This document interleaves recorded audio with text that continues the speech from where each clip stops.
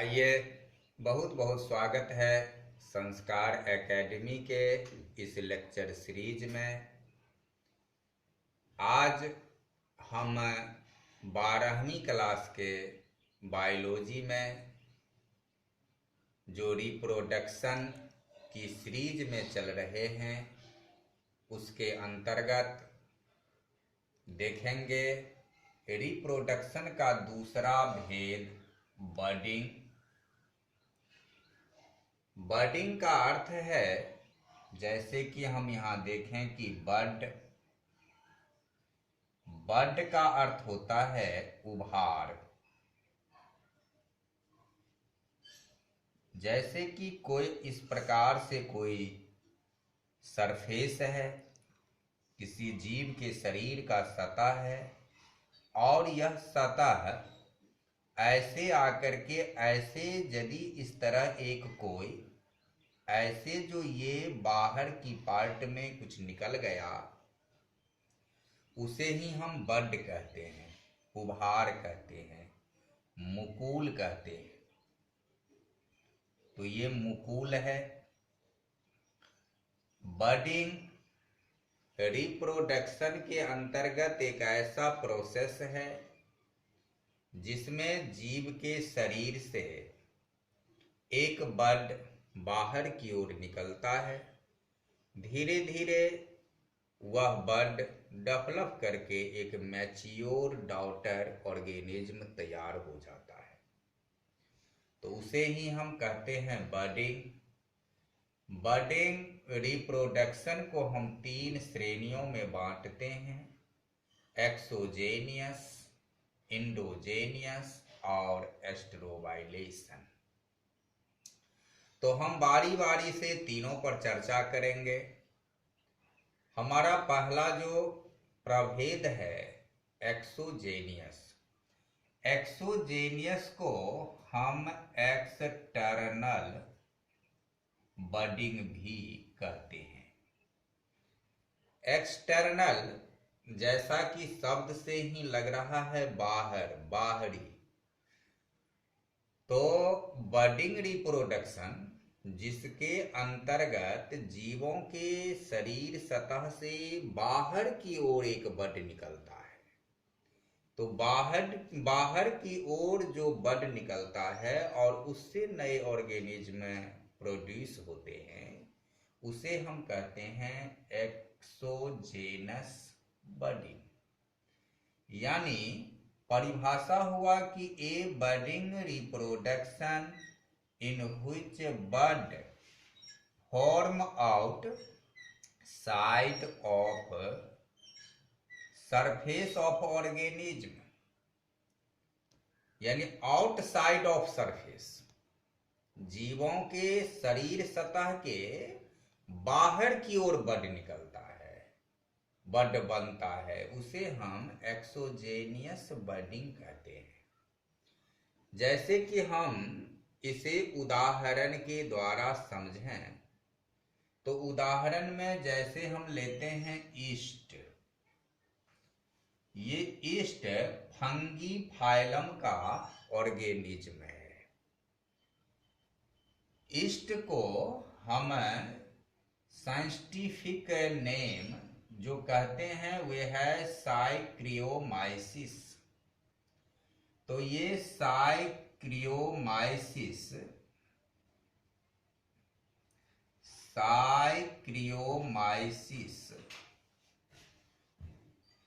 East के नाम है।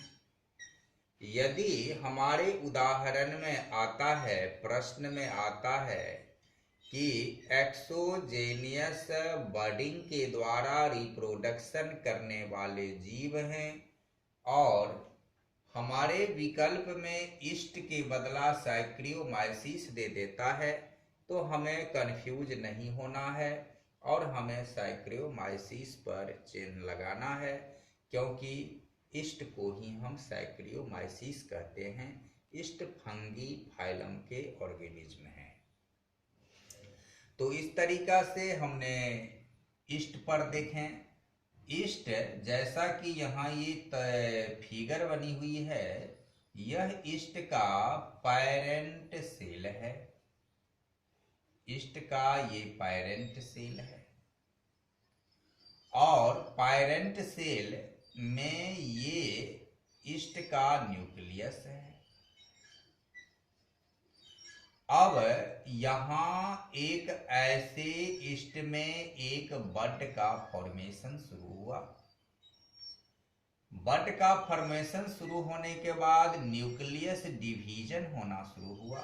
न्यूक्लियस की लेंथ में वृद्धि हुई और इस तरह से न्यूक्लियस डिवीजन हुआ और हम इस स्टेज को लिख सकते हैं कि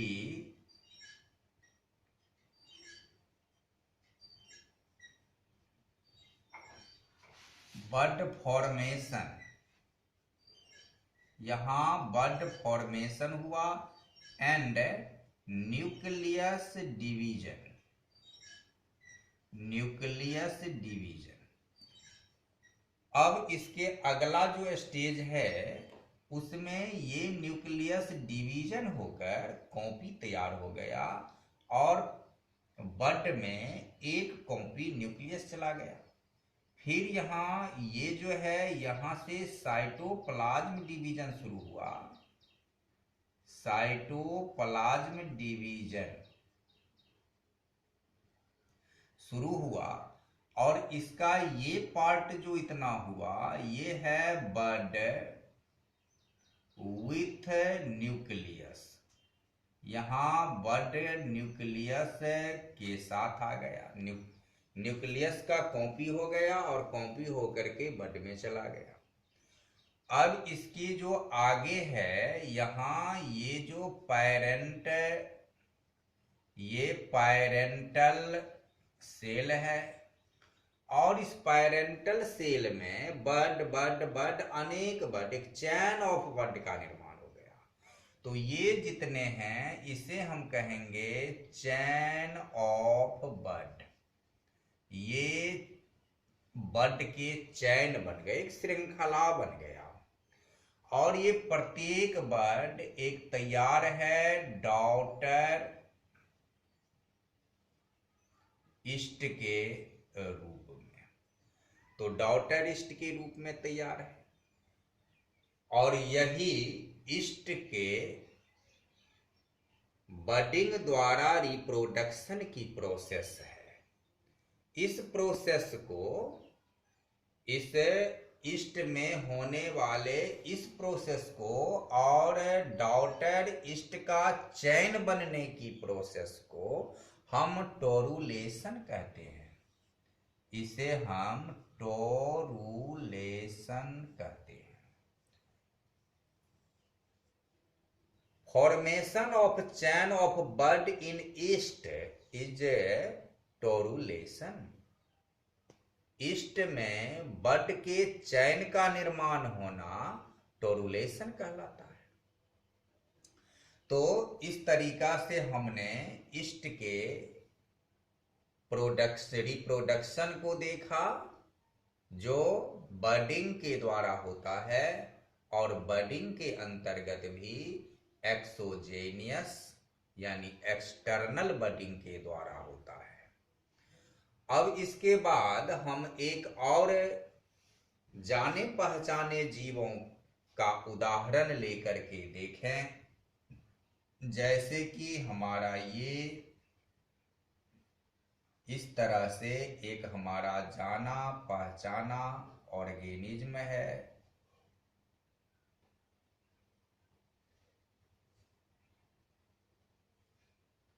जिसे कि हम हाइड्रा कहते हैं। और ये हाइड्रा एक ऑर्गेनिज्म है। हाइड्रा ऑर्गेनिज्म के अंतर्गत हम देखेंगे कि किस प्रकार इसमें बड बनता है। तो हाइड्रा का जो यहाँ ये सिरा है ये हाइड्रा के माउथ हैं, माउथ। तो हाइड्रा में क्या होता है कि इस तरीका से यहाँ जो ऐसे जो ये हाइड्रा हैं यहाँ ऐसे इस प्रकार से एक बड निर्माण की प्रक्रिया, ऐसे एक बड निर्माण की प्रक्रिया शुरू होती है और फिर ये जो है हाइड्रा के बड बन रहे हैं और हाइड्रा के जो ये बड बन रहे हैं ये बड फिर मैच्योर होकर के यहाँ से ऐसे यह टूटेगा और टूटने के बाद जो ये बड का निर्माण हुआ है, टूटने के बाद फिर ये इस तरीके से ऐसे ये एक स्वतंत्र हाइड्रा के रूप में मैच्योर होकर एक अलग जीव का निर्माण कर लेगा। तो ये हाइड्रा में बडिंग के द्वारा रिप्रोडक्शन की क्रिया है जो एक्सोजेनियस बडिंग है, एक्सटर्नल बडिंग है। एक बात यहाँ और है कि हाइड्रा में एक साथ एक से ज्यादा बड भी निकल सकते हैं, एक साथ एक से ज्यादा बड भी हाइड्रा में निकल सकते हैं। तो हमने दो उदाहरण देखा एक्सोजेनियस बडिंग का जो शरीर के बाहर की ओर बड निकलता है। अब हम एक तीसरा उदाहरण जो कि यहाँ तस्वीर बनी हुई है, यह साइकोन का है। साइकोन जो कि एक प्रकार के स्पंज हैं।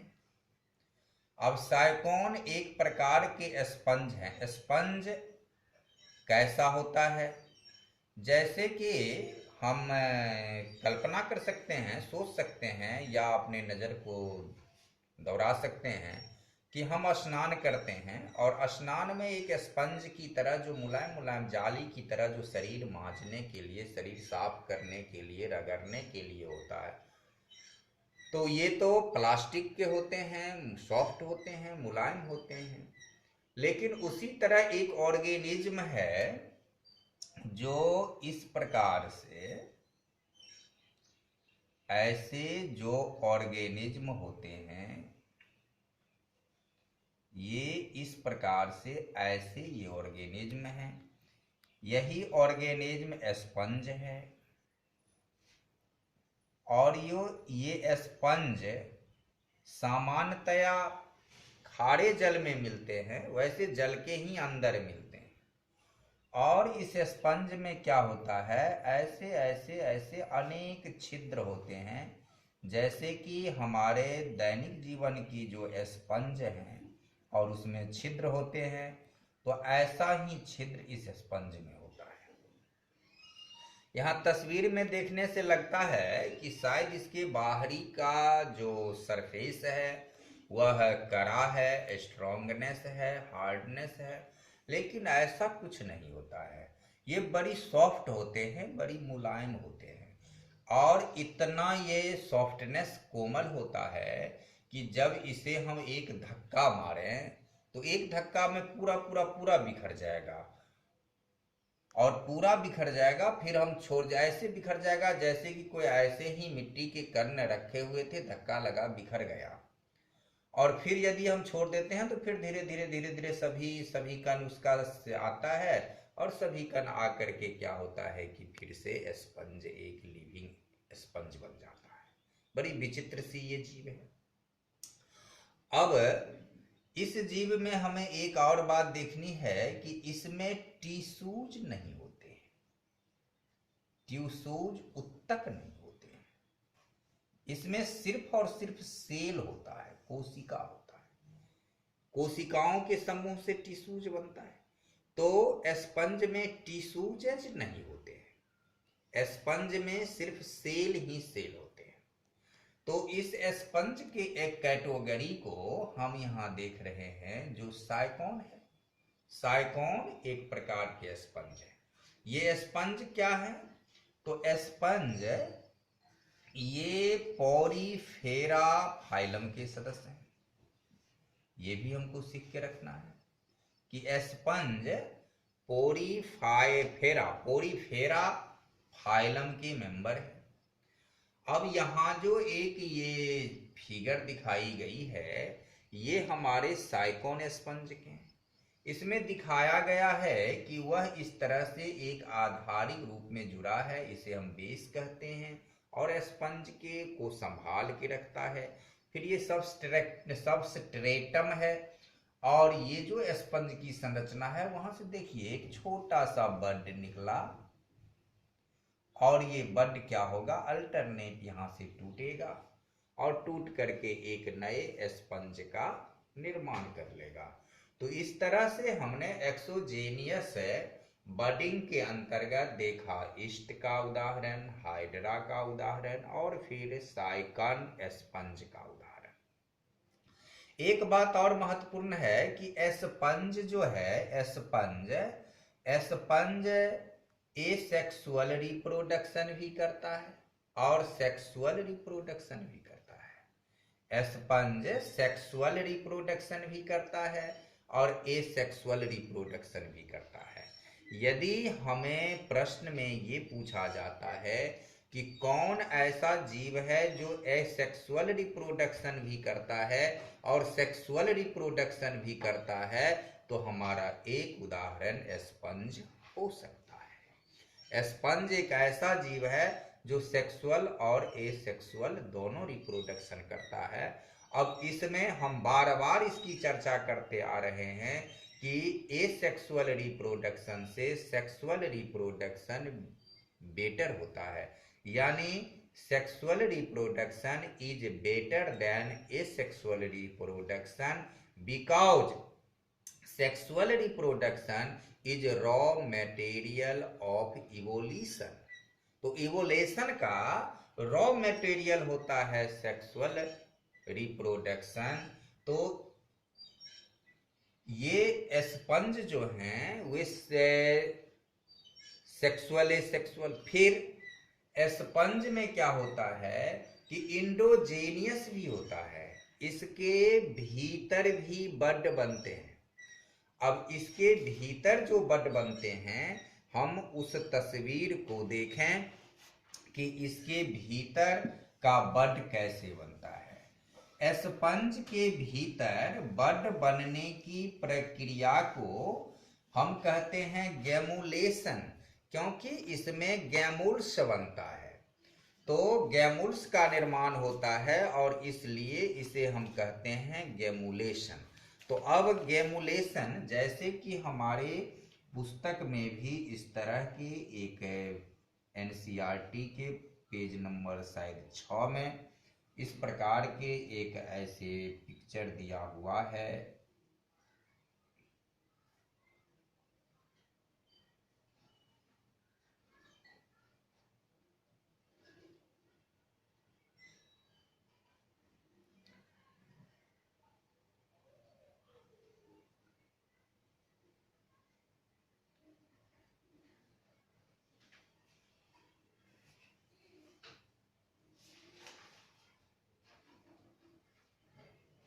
इस तरह के ये पिक्चर हैं, तस्वीर हैं, और इस तस्वीर ये ही हमारे बड हैं जो अंदर की ओर बन रहे हैं, और इसके अंदर की ओर बनने वाले ये जो हैं इसे हम बड, ये बड कहते हैं, और इसी बड को हम गैमुल्स कहते हैं।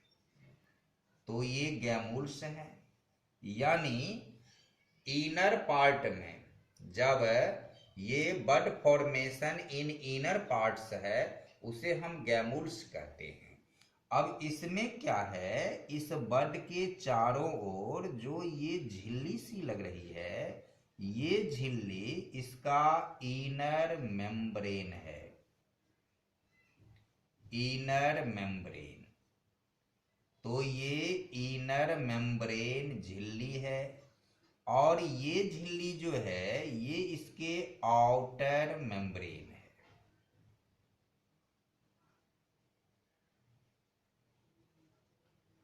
Outer membrane. अब ये आउटर मेम्ब्रेन बाहरी झिल्ली है, और इस बड के चारों ओर एक ऐसी संरचना होती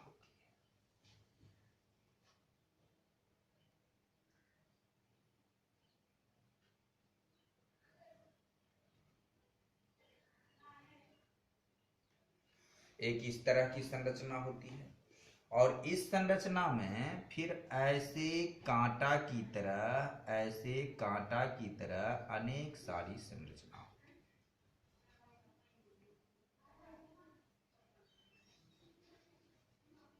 जो कि हमारे इस तस्वीर में भी ऐसे दिया हुआ है। लेकिन जो तस्वीर में दिया हुआ है उस तस्वीर में लेबलिंग नहीं किया हुआ है, इसका नाम नहीं किया हुआ है, तो हमें इसे लेबलिंग कर लेना है। सबसे पहले जो हम देखते हैं वह इसके इस माउथ के बारे में देखते हैं। यह माउथ क्या है? इसे हम माइक्रोपाइल कहते हैं, इसे हम माइक्रोपाइल कहते हैं। तो यह माइक्रोपाइल है। माइक्रोपाइल से क्या होता है कि ये जो बर्ड जब रिलीज होंगे तो इसी रास्ता से, इसी मुंह से बाहर निकलता है। तो माइक्रोपाइल एक ऐसा हॉल है, ऐसा रास्ता है, पथ है, जिससे होकर ये गैमूल्स बाहर आते हैं।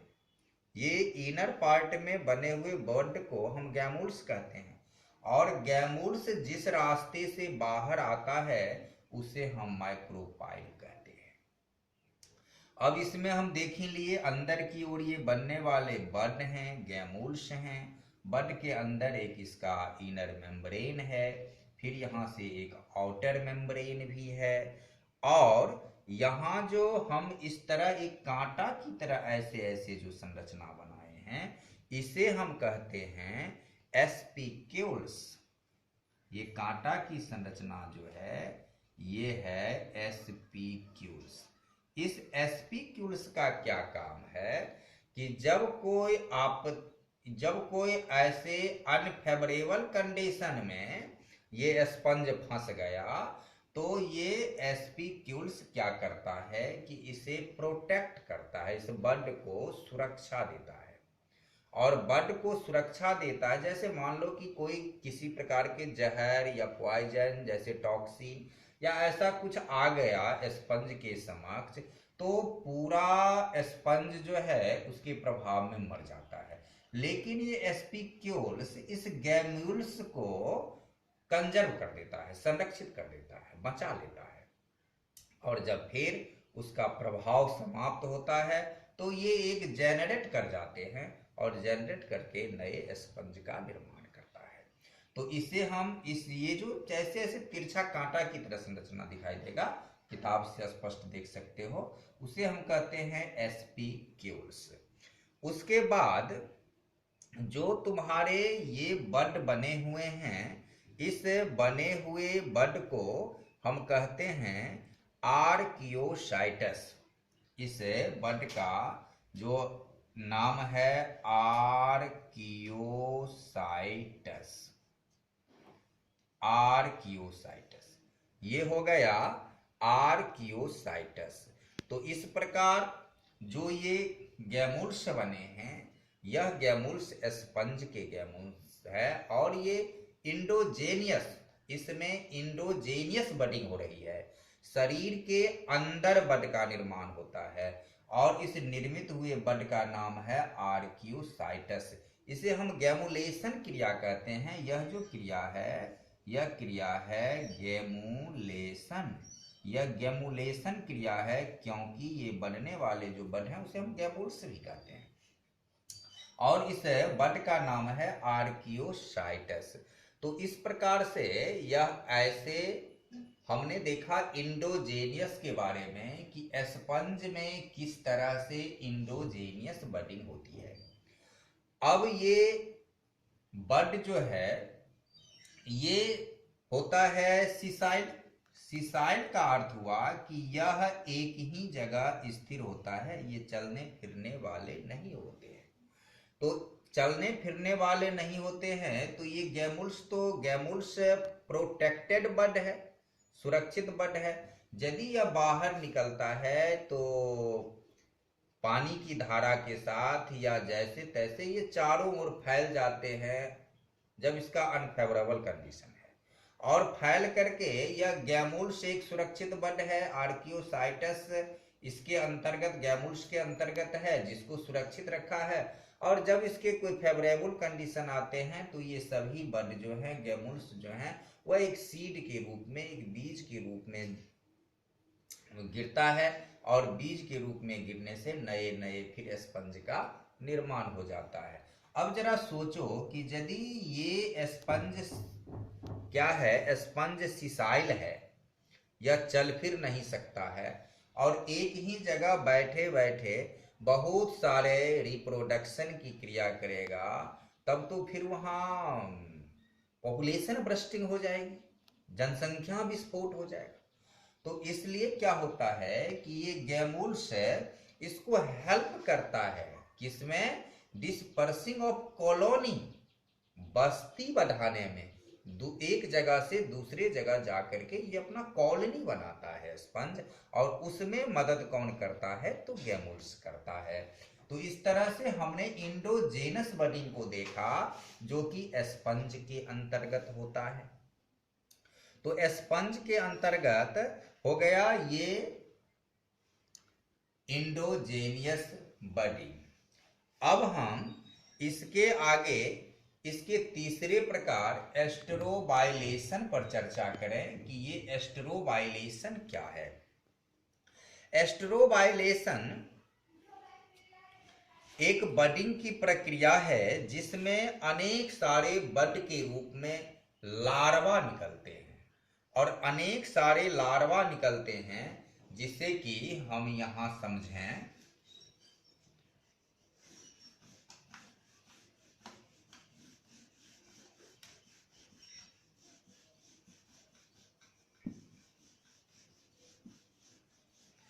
हम एक जीवों का लाइफ साइकिल दिखा रहे हैं।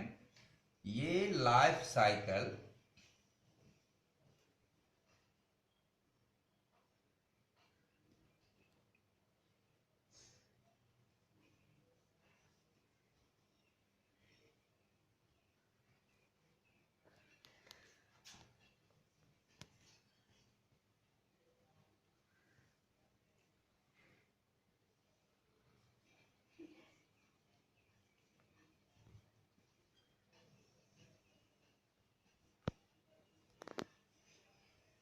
और इसके जो नेक्स्ट चरण हैं,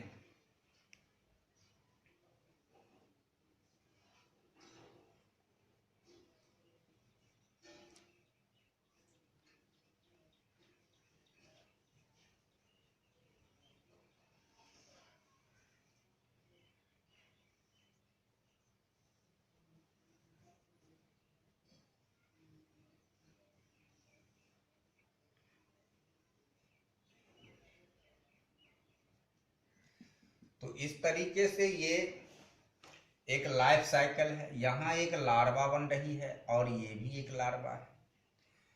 अब ये किस चीज की हम लार्वा की बात कर रहे हैं या किस जीवों की लाइफ साइकिल की बात कर रहे हैं, तो हम ये बात कर रहे हैं जेली फिश। ये जेली फिश का लाइफ साइकिल है। और जेली फिश किस फाइलम के हुए, तो ये ऑरेलिया, ये ऑरेलिया फाइलम के होते हैं। ये ऑरेलिया हैं जेलीफिश। तो ऑरेलिया में जो ये अनेक बड के निर्माण होते हैं, इस बड की ये अनेक बड होते हैं। तो इस तरह से बडिंग निर्माण होने से ऐसे ऐसे इसका क्या होता है कि यहाँ से ऐसे ऐसे कटता है, और कटने के बाद इसके नए चरण में अलग अलग एक छतरी की तरह जीव निकल जाता है, और सभी बड से एक अलग अलग जीवों का निर्माण हो जाता है। तो इस तरह से इसे हम एस्टेरोबाइलेशन कहते हैं। और इसमें जो बनी हुई लार्वा है, इस लार्वा को हम एस्काइफिस्टोमा कहते हैं। ये लार्वा क्या है, एस्काइफिस्टोमा। ये लार्वा एस्काइफिस्टोमा है। और यहाँ जो ये छतरी की तरह चीर परिचित लार्वा तुम देख रहे हो, इस लार्वा को हम कहते हैं इफायरा। यह लार्वा है इफायरा। तो इस तरीका से ये जेली फिश का लाइफ साइकिल है, और ये ऑरेलिया फाइलम के अंतर्गत आते हैं। और तो ये हुआ कि ऑरेलिया में एस्ट्रोवाइलेशन बडिंग की रिप्रोडक्शन होती है। और इसके साथ एक और उदाहरण जैसे है कि टैनिया, ऑरेलिया के साथ है जैसे कि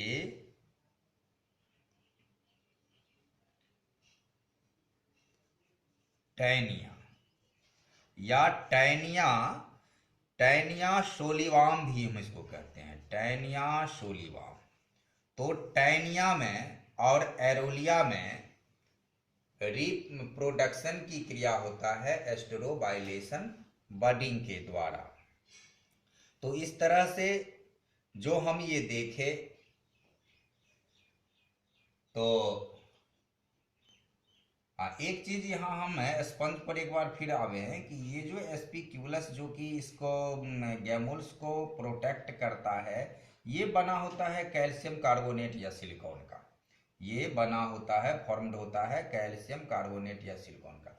तो इस तरह से हमने देखा कि बडिंग के अंतर्गत एक्सोजेनियस बडिंग, इंडोजेनियस बडिंग, एस्ट्रोबाइलेशन बडिंग, और हमने देखा कि एक्सोजेनियस जो बडिंग है वह हाइड्रा में होता है, स्पंज में होता है, या और ईस्ट में होता है। फिर जो एंडोजेनियस बडिंग है उसे हमने समझा कि ईस्ट में होता है, और फिर एस्ट्रोबाइलेशन जो कि ऑरेलिया में होता है, टेनिया में होता है। तो इस तरीका से आज हमने इस रिप्रोडक्शन के अंतर्गत बडिंग को देखा। अब इससे अगले के वीडियोज में हम इसके अगले पार्ट जो एस्पोरलेशन है, फ्रेगमेंटेशन है, रिजनरेशन है, इसको देखेंगे। हम अभी एसेक्सुअल की ओर चल रहे हैं। तो यहाँ जो बनी हुई चार्ट है उसमें है एसेक्सुअल, और इस एसेक्सुअल के चार्ट की ओर हम चल रहे हैं। फिर इधर जो दूसरा इसका चार्ट है सेक्सुअल, हमें एसेक्सुअल के बाद सेक्सुअल की ओर बढ़ना है। तो पहले हम अब अगले के वीडियो में स्पोरलेशन, फ्रेगमेंटेशन और रिजेनरेशन को देखेंगे। तब तक के लिए यदि वीडियो स्पष्ट और समझ में आवे तो लाइक जरूर करना। यदि पहली बार चैनल पर आए हो तो सब्सक्राइब करना, और अपने दोस्तों के बीच ज़्यादा से ज़्यादा शेयर करना। तब तक के लिए बहुत बहुत धन्यवाद इस वीडियो को देखने हेतु।